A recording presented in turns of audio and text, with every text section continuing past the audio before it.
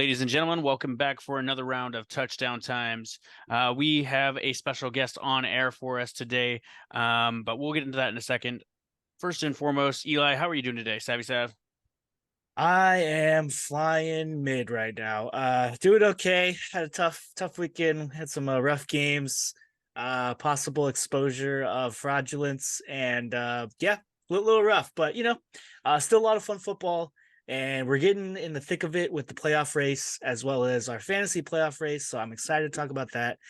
And yeah, man, it's getting into week 14 already. That's crazy to me. Like this football season has flown by.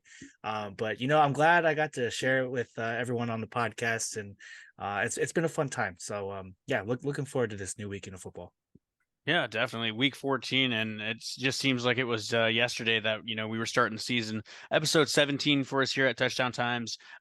We are going to get into Week 13 recap. We'll follow it up with a Week 14 preview, and then we'll get into some fantasy football segment here. We'll do a little bit of the betting segment. I know that's Eli's favorite, and then we'll wrap it up with a touchdown trivia question and just a conclusion in that regard. First and foremost, though, I want to introduce my bro, the New York kid, Edward Lopez. How are you doing today, Edward? Hey, Andrew, thank you. I'm doing well. I'm doing well. I'm excited to be here.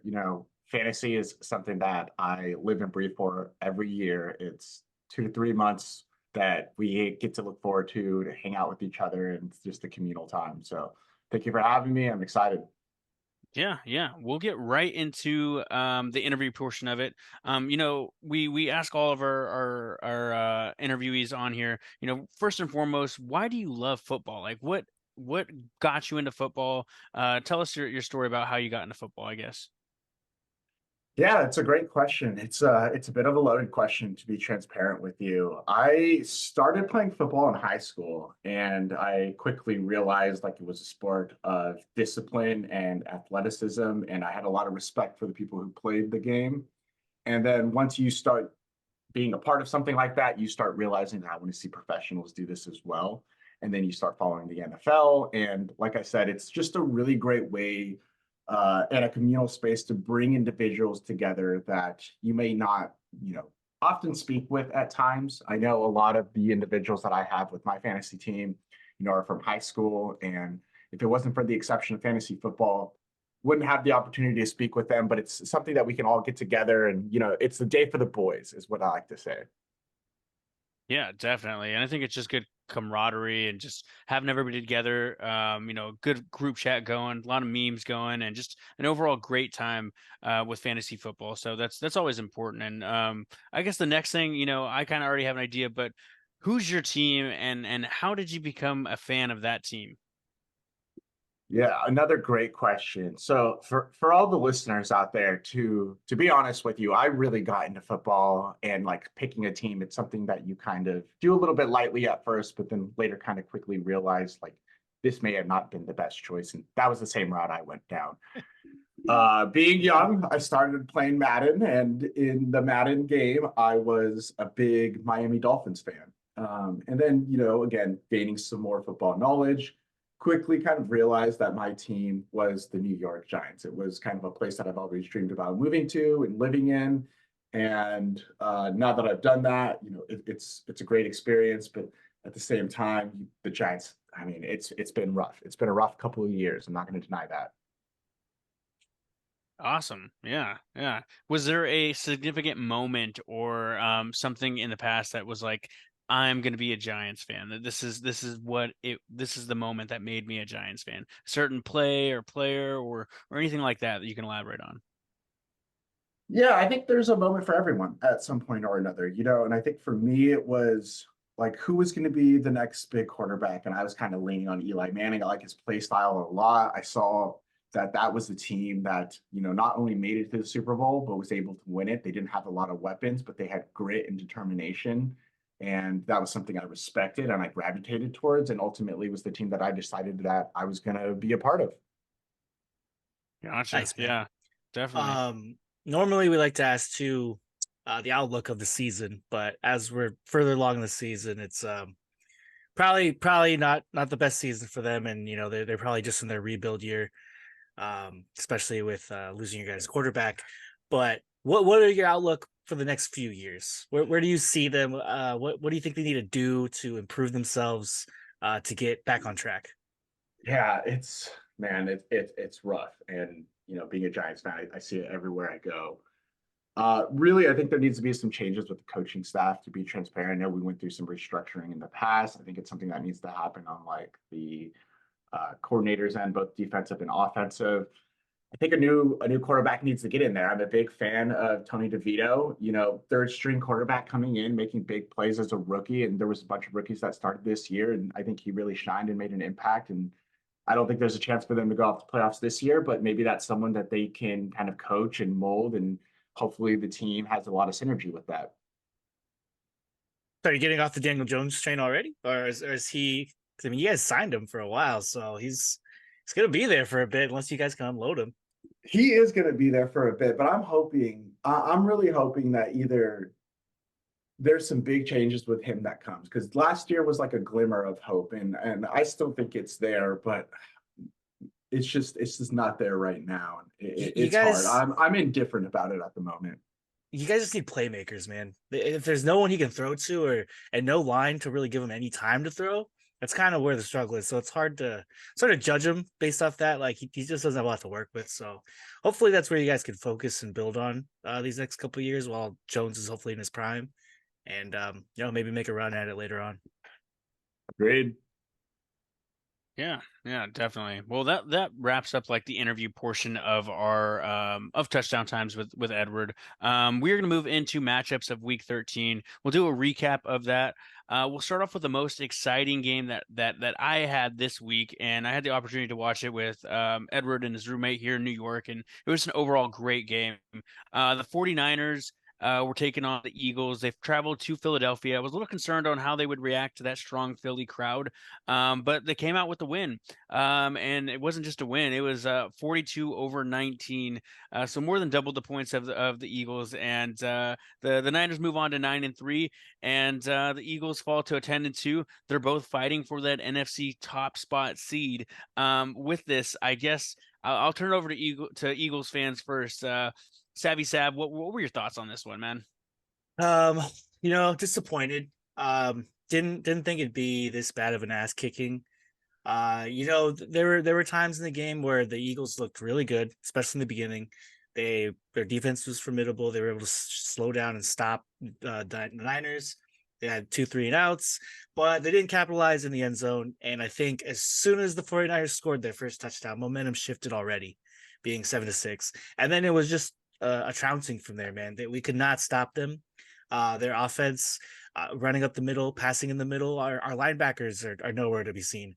And it's just not the way you can play against that team. So the Niners just, once they get into their rhythm and their roles, they can just stomp you. So I'm looking forward to the Eagles maybe making a comeback this weekend. It was definitely a tough loss, and I know a lot of the Niners were talking shit. So yeah, it happens, and it's fair. They backed up all the stuff they were talking. So I guess really all I can say is you want to call the Eagles frauds, exposing them, that's fine. But just know that you guys also lost 3 games in a row, and people were letting it go. So we'll take the L. That's fine. We'll just move on from that. So I don't know. We'll see what happens. We'll see you guys in playoffs, hopefully. Yeah, definitely. Edward, your thoughts on the Niners taking on the Eagles and beating them in Philly? Yeah, I thought it was a great game. It was definitely electric. Starting off, I think the Eagles set a really good momentum. I was a little bit worried there, to be transparent for the listeners here. I have 4 different Niners on my bench, on my team. So it was a gamble whether I was going to win fantasy or not. And I was putting backs on Brock Purdy, Ayuk, Kittle, and Samuel, and they combined me over 90 points this week. Fortunately, not enough to pull over, but I could tell that after the Niners were able to stop being so aggressive with their plays and kind of be a little bit more conservative, getting yards where they could, they were getting into their rhythm, they were understanding their stride, and ultimately they were able to pull away. Then the second half just kind of echoed and exemplified that as well. So good job to them. I didn't think it was going to be that much of a difference. I wish I would have thrown a bet on that or two. But I mean, I love to see it. At the end of the day, I just want to see a great game, and that's exactly what it was. Great. Yeah, definitely. To throw some stats out there, Brock Purdy had a pretty good day, threw for over 300 yards. He had 4 TDs, 19 completions, two of them to Deebo Samuel, over 100 yards on the day, 116 with 4 receptions. Really great average there for Deebo Samuel. CMC getting it down on the ground, 17 carries, 93 yards, almost a 100-yard game for him, and then a TD to top it off. In my thought process for this game specifically, the Niners had a very slow start, 2 3 and outs real quick. I think they had maybe a combined 40 seconds of offense within the first minute within the first half of the quarter. So that was very concerning to see them not take control of the tempo. But on the other side of the ball, they were they knew how to take control of the tempo and march down the field and kick a field goal, especially being at home. Those are the small things you need to do in order to keep the momentum up for your team. So we saw that, and then Jalen Hurts get it down through the air, 26 completions, close to 300 yards, 298, a touchdown, and get it done on the ground as well. 7 carries, 20 yards, 1 TD. AJ Brown, 8 receptions, 114 yards. It was a good game overall, but like Edward said, towards that second half they kind of ran away with things, and it was overall one of my favorite games of this week.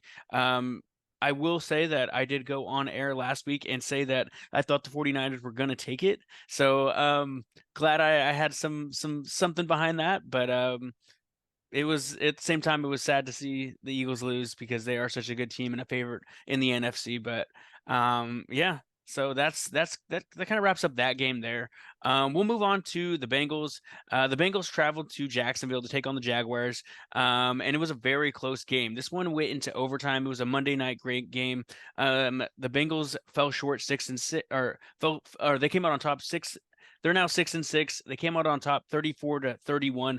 Close game, very close game for the Jags. And I think Trevor Lawrence actually got hurt in this game as well. So I'll turn it over to Savvy Sav. What were your thoughts on the Jags and the Bengals game here? Listen, all props to the Bengals for keeping their season alive. This was a huge game for them to get, and Jake Browning. I was reading about a stat. He had the most successful high school career, senior year, out of all the quarterbacks in the league right now. So it was just a fun little list. But it turns out, he can ball, and clearly in this game he was able to get it done in the air. I mean, 354 yards. That's nothing to snap your nose at. So props to him and props to that team. Mixon having a great day too with 2 touchdowns.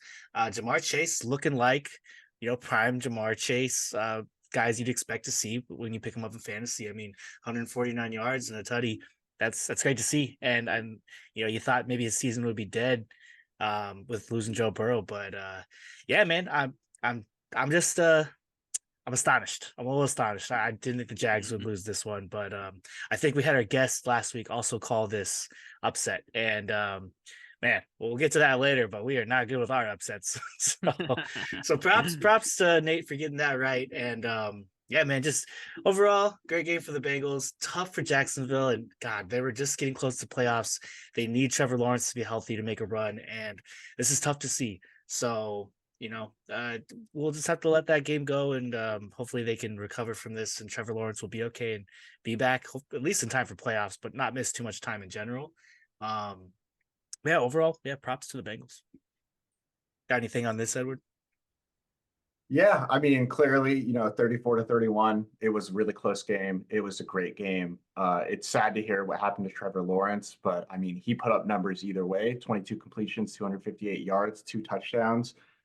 It was interesting to see with his high ankle sprain how it came out, especially seeing how it was from his own lineman. Like you don't see that really often. As you mentioned, Savvy Sav, I'm really hoping that he does come back. I mean, they really need him. They're in a good position to make big moves, and I guess we'll just have to wait and see.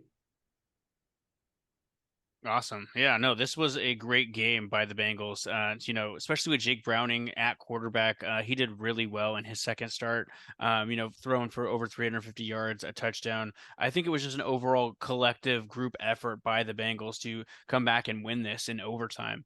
It is, a tragic experience for Trevor Lawrence to go down, and their season really depends on it. This is one of the few seasons that we've seen Jacksonville have a winning record and have a playoff contention type of season in the past few years. So for them to have the weapons they have and Trevor Lawrence go down, he's kind of the glue to that whole team there. So hoping to see him bounce back. Jamar Chase, love to see him have over 100-yard game, 149 a touchdown, 11 receptions, a huge game from Jamar Chase. I really needed that this week for fantasy in one of my leagues, so it was great to see that. Other than that, it was a close game, a close overtime game, and the Bengals came away with the win. Good for the Bengals, and hopefully the Jags get some rest. And Trevor Lawrence, is only out for a week or two, but we'll see how that high ankle sprain turns out in the near future here. Next, we got the Chiefs at the Packers. This one was astonishing in my eyes here. The Packers came out on top 27-19. The Chiefs fall and lose their second game in a row, 8-4. And the Packers move on to a 500 score, 6-6. This one was astonishing. I thought, Kansas City definitely had this one in the bag. Patrick Mahomes, Isaiah Pacheco, Travis Kelce, all, dynasty type of players for the Kansas City Chiefs. However, they fell short, by a touchdown. And it just was more so Jordan Love's day than anything else. 19 completions, 227 yards. And Christian Watson was doing work. Romeo Dobbs doing work, 70 plus yards for each of them. AJ Dillon had another 70-yard game. It was a close game, but I think the mistakes were more so on the Chiefs as far as turnovers in this one, and that says a lot. So it was surprising to see the Chiefs fall short, but love to get your thoughts on it, Savvy Sav. All right. So listen.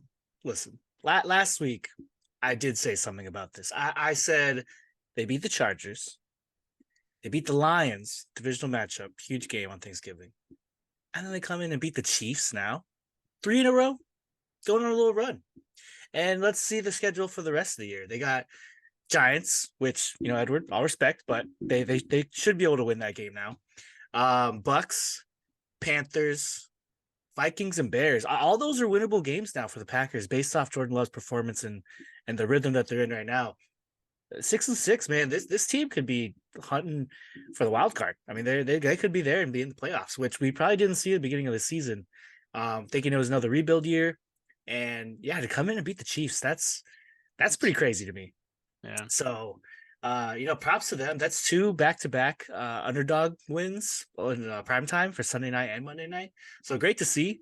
Good to all the bettors out there who decide to take those bets. And yeah, overall on the Chiefs side, just sometimes this offense isn't clicking, and it's frustrating to see, I'm sure, for their fans and where they need to be. And this will maybe wake them up. They have a huge matchup coming up against the Bills, and we'll talk about that soon. But it's definitely rough, and they're losing sight of that first round bye. So they need to get these wins, or they're in jeopardy of starting to slide down. Granted, there's really no one in their division to compete with, but it's still they want that first round bye, and they got some tough competition up there. So it'll be interesting. But props to the Packers. I'll give them all the credit there. It's cool to see. Also, Jordan Love, picked him up for fantasy this week. Someone dropped him. I don't know why, but thinking he's looking pretty solid. So, but Edward, you get a chance to watch this game? Actually, I didn't, but good pickup there, Savvy Sav. I think that's going to pay off for you in the future. Overall, I mean, just by the highlights that I've seen and the titles that I've seen going around, like very astonishing. This is something that you think the Chiefs would definitely take away and walk away with. But no, I mean, that wasn't the case today or on that game day. And clearly we're seeing it. I think the Packers, this is exactly what they needed. It kind of gives them a little bit of life. And like you mentioned, potentially being in the hunt here. Mahomes didn't necessarily have his best day. I'm not entirely sure what was going on with that offense there. I know there was an ejection at some point, not entirely sure who it was. I did hear something about that at some point.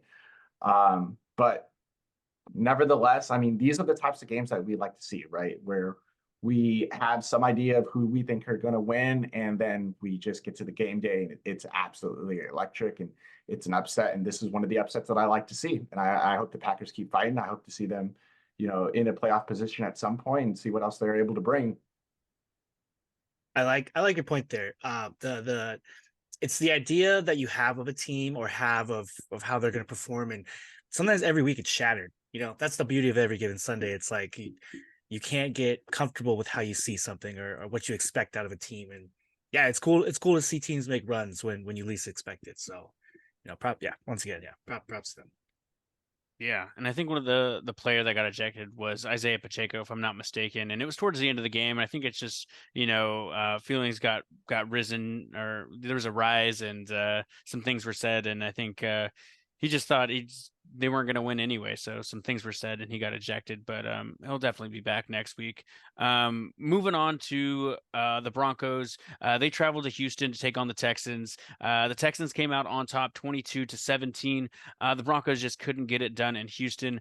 Texans move on to 7-5. Broncos fall to 6-6. They're now at a 500 percentage there. This was one, me personally, where I had an option to pick up Jordan Love or Russell Wilson, and I just thought that this was going to be a high scoring game considering CJ Stroud's been throwing the ball. He's been looking really good. I thought if Texans can put up some numbers, that Russell Wilson may be able to sling the ball just as much, and it was just not the case. Russell Wilson threw 3 picks. He had 1 touchdown, and he had less than 200 yards passing for 15 completions. A horrible outing for fantasy managers out there if you did pick him up. CJ Stroud, on the other hand, 16 completions, 274 yards, a touchdown. Definitely not his 300 plus, 350 plus performances he's had in the past, but he still did really well. I think Tank Dell got hurt in this game, so if you have Nico Collins or you're looking to maybe potentially grab another wide receiver off the waivers, Noah Brown is probably a good option for you. Dameon Pierce, 15 carries, 41 yards, a touchdown. And the Houston Texans came out on top. Overall, I wish Russell Wilson would have been cooking, but just wasn't the case, and it wasn't Broncos country. They were in Houston, and the Texans took it. So I'll turn it over to Edward, and you can give us some of your thoughts on the Texans and the Broncos game. Yeah, appreciate that, Andrew.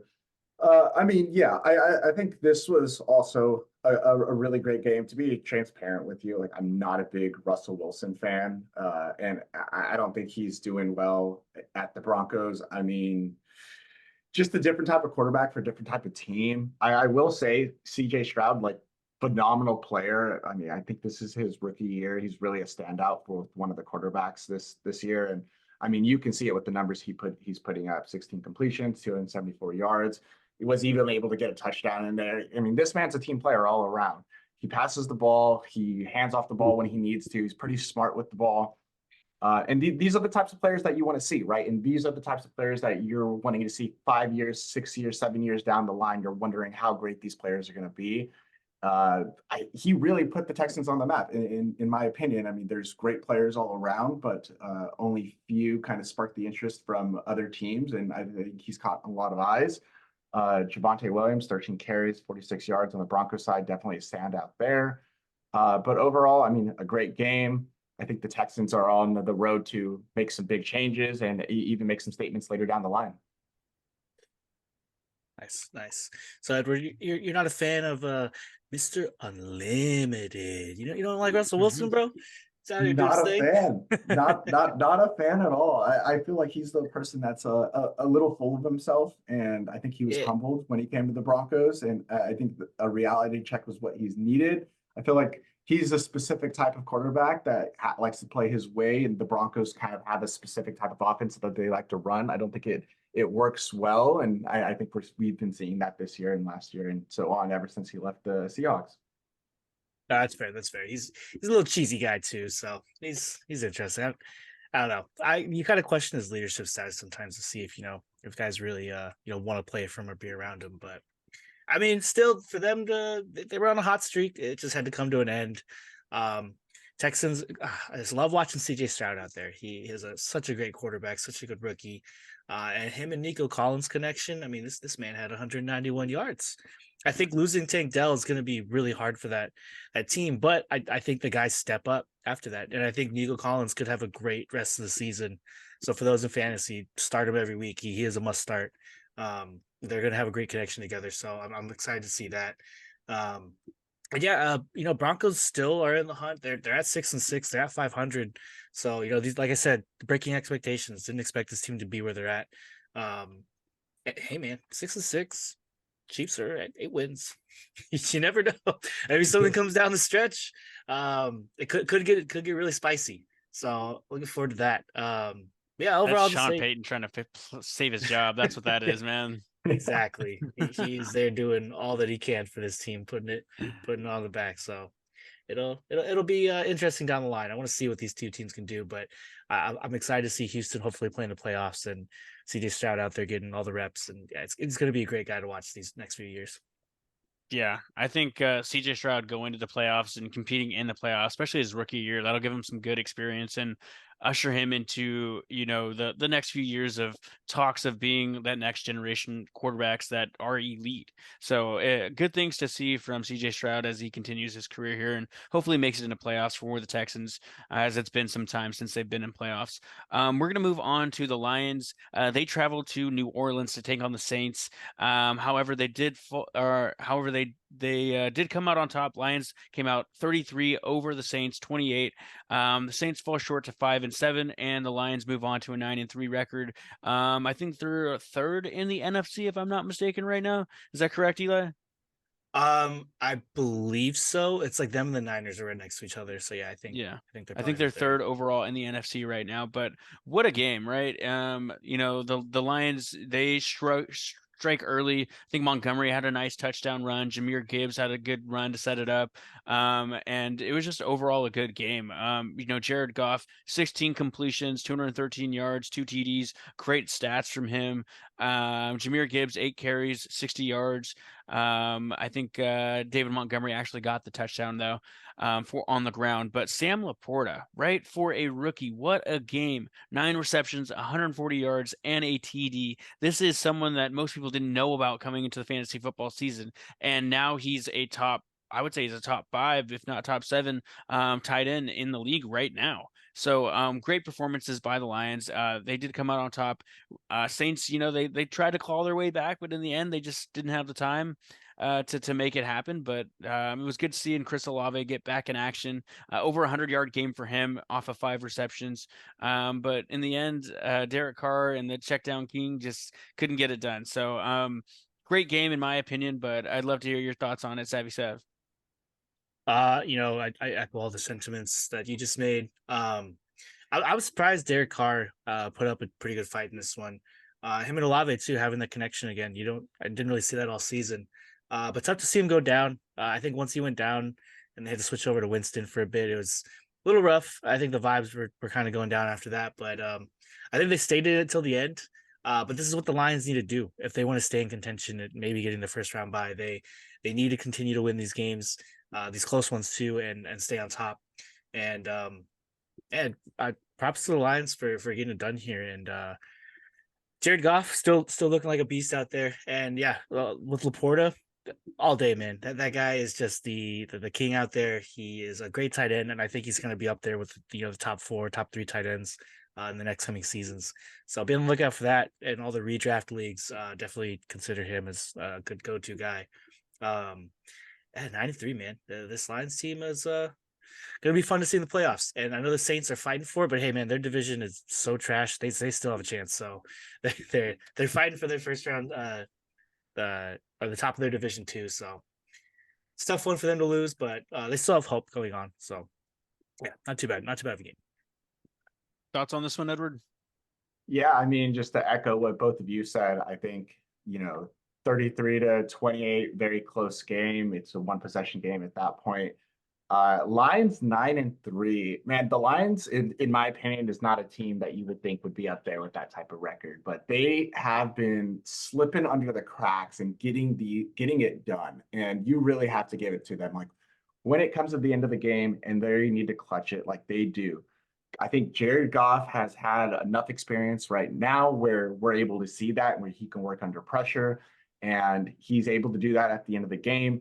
The Saints, I mean, I don't even know what to say at this point. Like Derek Carr, one interception at that point with 226 yards. It is respectable. I do know that he did go out of the game early, so I can respect that. But wow, I'm excited. I'm excited to see the Lions if they get up there and playoff contenders, which I think they will be. The type of electricity that they're going to bring in playoffs and kind of shake things up, I think, is exactly what the league needed, and I'm excited to see it. Yeah, definitely. And I'm just looking at the Detroit Lions schedule now, and they face the Bears next week or this upcoming Sunday. After that, they face the Vikings, the Broncos, and then the Cowboys, and again the Vikings. So it's not like they have a terribly hard schedule going up against the Bears, the Vikings, and the Broncos. The Cowboys, I still feel a little iffy about, but if they can win the rest of their season, and they rightfully can, based on their records, they could potentially be in that number one spot depending on how the Eagles do or the 49ers do in their next upcoming games. I know the Eagles have a few hard games left on their season, and the Niners have a couple good games to play as well. So we'll see how that turns out for the top conference spot for the NFC. But after that, we'll move into the last game that we're going to recap, and that's going to be the Seahawks and the Cowboys. This was a Thursday night matchup in a high-scoring game, very high-scoring game. Love to see the back and forth through this one. The Seahawks traveled to Dallas to take on the Cowboys. However, the Cowboys did come out on top, 41-35. The Cowboys move on to a 93 record, and the Seahawks fall to a 6-6, 500 level record. This was a lot of back and forth in my opinion. There was a couple of calls that I think on prime time could have went either way, and it just happened to go the Cowboys' way, which seems to be the way in a lot of the games that the Cowboys play. But Geno Smith over 300 yards, 3 TDs. Unfortunately, he did have one interception, but that he still had a great game overall. DK Metcalf, what a game. 37 fantasy points for him. Zach Charbonnet getting it done on the ground, 19 carries, 60 yards, a touchdown. Really saved me from being eliminated to playoffs last week. Shouts out to Savvy Sav for that trade. And then Dak Prescott, I actually have been starting him the last couple weeks, and I have not been he's been great this last couple of weeks. 29 completions, 300 yards, 3 TDs. What more can you ask for from a quarterback? I think he's top three in the quarterback as far as fantasy football goes now. Tony Pollard had a great game on the ground as well. I think he put up about 16, 17 points, 20 carries, 68 yards, and a tutty. CD Lamb, another huge contributor for the Dallas Cowboys. But overall, it was a very high scoring game, and it was a great game back and forth. But in the end, I think a couple of flags went the Cowboys' way, and Geno Smith just couldn't get it done the last drive to put them on top. So overall, it was a great game, but I was kind of hoping the Seahawks would come back and take this one. Yeah, I'll turn it over to Edward. Let me know your thoughts on this Thursday night game here. Yeah, appreciate it, Andrew. Wow, I think, man, it's hard for me to root for the Cowboys being a Giants fan. I mean, it's one of the biggest rivalries that we have, but they have just been stepping up. I mean, 41-35, like you said, it's a lot of back and forth, and it's not something that we see a lot, them getting up to that high of scoring game. Now, I have to give Prescott, props. Like you mentioned, he has been stepping up these past couple of weeks. I have him in a couple of my other leagues. At the beginning of the year, I did start him. I didn't see the success that I wanted to see with him. And even then in this game, I mean, he got sacked 4 times. It's not something you want to see by a quarterback, but he's got weapons. He knows how to move the ball when he needs to, and he was able to get it done. I mean, Geno Smith also didn't have his best game, but I mean, he was right there up there with Dak Prescott, and it was a battle of the ages. I think it speaks volumes when we can see games like these. Yeah, 100%. I think this breathes some life back in the Seahawks. After that just terrible game against the Niners, I think this is what they needed. Even though they lost this game, I think it got them going again. It got Geno Smith back into rhythm, and obviously showed the talent once again of DK Metcalf. as well as the running game wasn't too bad, even though a pretty stout Cowboys defense. So I'm hoping that this energy rolls into the next big matchup against the Niners. As an Eagles fan, I really, really need the Seahawks to get something done here. So let's see if they can make that interesting. And the Cowboys, I'm in the same boat with Edward. I do not like to root for them. They're not a team I like to see win. However, for fantasy purposes, I am enjoying seeing Dak play very well. CD Lamb going off. This is like one of his best years he's had in a while. And even Jake Ferguson. I mean, they're tight end. He was able to put up decent numbers points. too. Yeah. So, their team overall, offense is clicking. It's on fire, and I think this is probably one of the best Thursday night games we've had all year. So glad to see it. And I'm looking forward to both these teams playing next week. Obviously, Cowboys playing the Eagles, so that'll be fun. And then Seahawks hopefully getting a revenge game or looking at least a little better against the Niners. But great overall matchup and fun to watch. Fun to watch for sure. Yeah, I got a question to you guys, just because I have Dak Prescott in two of my leagues, and I've been starting him recently because of buys. But I also drafted Justin Herbert and I drafted Lamar Jackson. These are guys that are top 10, if not top 5 QBs.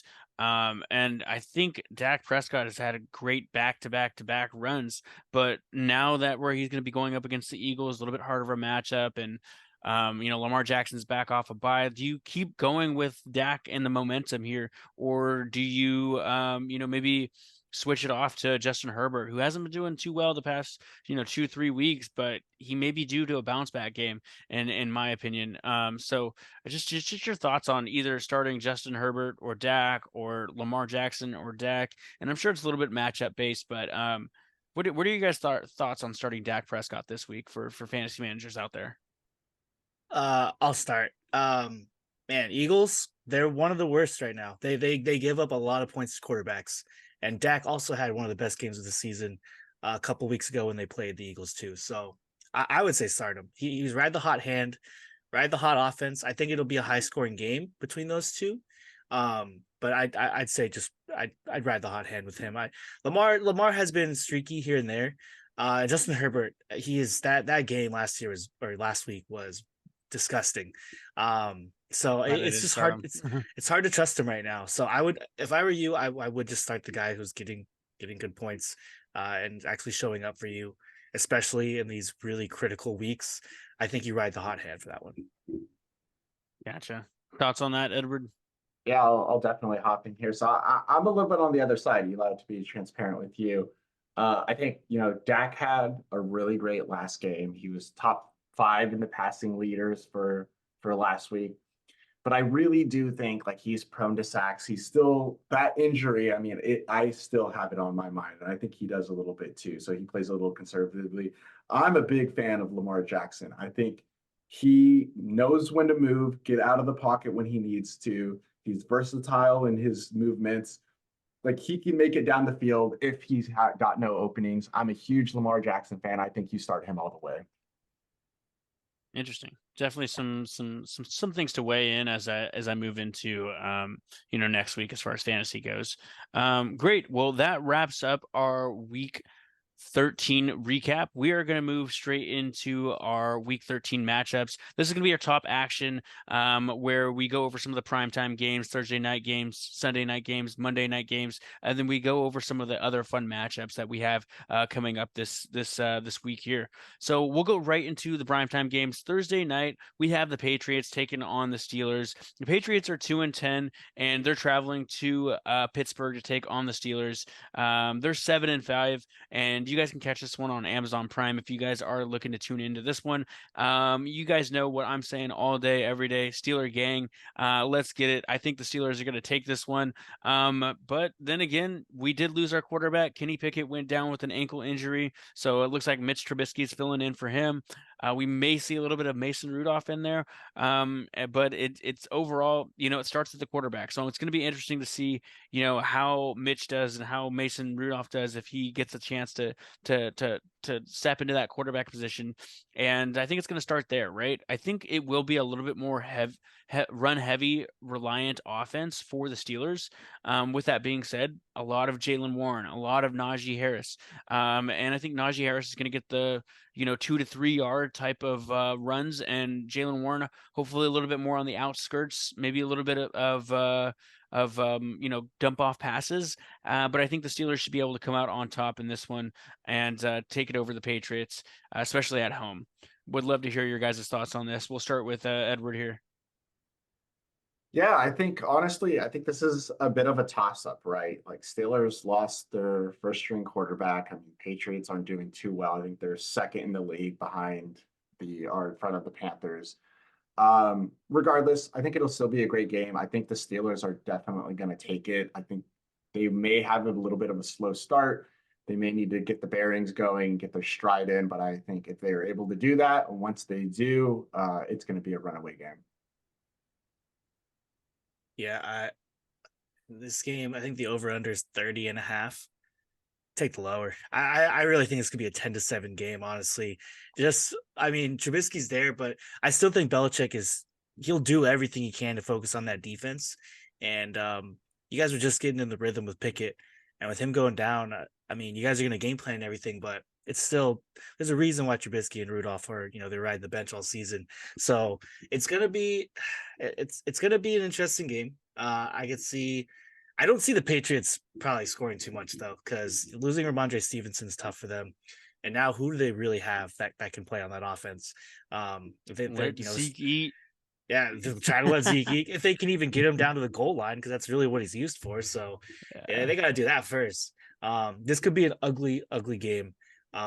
So we just had a great Thursday night game. Let's hope for another one, but this could be rough. But I'll have to give it to the team with more playmakers, probably the better defense too. So I'll give it to the Steelers. They should be able to win this one, but I think it will be low scoring and probably tough to watch at a couple points. But it should be an overall, hopefully decent game. Sweet. Yeah. Well, that wraps up Thursday night's game. Again, check that out on Amazon Prime if you guys are interested in checking that out. It'll be tomorrow evening.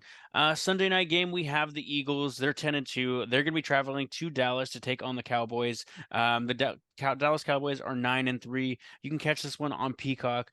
Just my quick kind of preview on this one. This one's going to be interesting. This one's going to be another great matchup for the Eagles. It's interesting to see how they're going to respond to last week's loss and what they're going to do to adjust to the Cowboys. When we saw them meet up last time, the Eagles just blew out the Cowboys. The defense really came through to the Eagles, whereas last week just didn't seem that the defense showed up as much. But it's gonna be interesting to see how they adjust to it. This one's gonna be hard, man. This one's hard to call, man. It's gonna be a close game. I think it's gonna be a high scoring game. I think the Eagles can get it done if their defense steps up. Their defense can stop Dak Prescott and CeeDee Lamb and can get to the quarterback. I think they can come out with a win, but it's going to be interesting. I think the Cowboys defense needs to step up as well, and I think Jalen Hurts he panics a little under pressure when throwing the ball.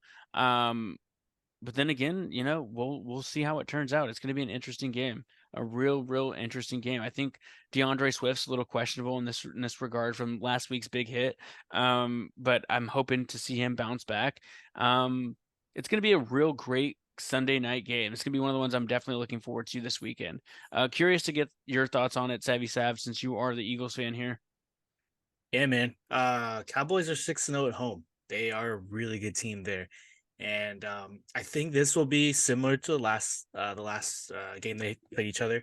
Probably will be a battle of offenses, and I think it's going to come out to who has the ball last, just like last time. And my hope is the Eagles. I really want them to win. I think getting knocked in the mouth like that with the Niners kind of wakes them up. I would hope they don't have any injury issues with Hurts, because I know he went out in the last game for a bit.